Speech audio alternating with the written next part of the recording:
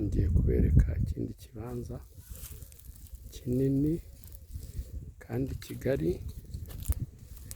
kiri ku buso bwa 546.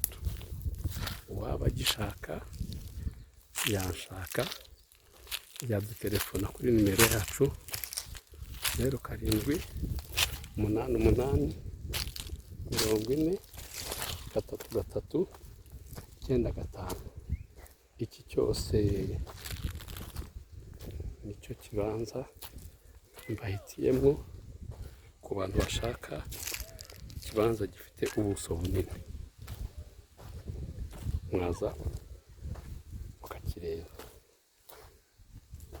Telefone yacu 07 kiraza kikagera kuri iyi miyenzi kikazamuka. Iki cyose nicyo kibanza mwakibonye kuva ku muhanda, ni ikibanza cya kabiri. Ubwo rero nacyo kiri mu mujyi wa Kigali, akarere ka Nyarugenge, mu murenge wa Mageragere. Mushaka ibibanza mwadutelefona kuri izi nimero. Uru nguru akaba ari urugabano rwacyo. Hano uko mubona giteye kigakomeza kikagera hariya hirya.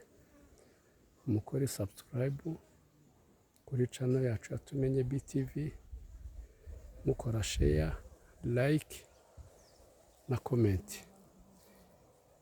Nabahitiyemo rero ibibanza biri mu murenge wa Mageragere.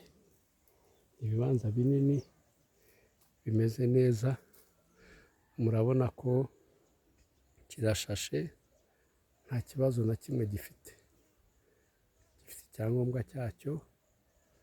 Uwagikunda n'uwagishaka yantelefona kuri nomero 0782 40 33 95. Amahirwe aracyari ayanyu kuri iki kibanza cyiza kandi giteye neza. Murabona ukuntu iki kibanza giteye neza, kimeze neza, ndakibashimiye.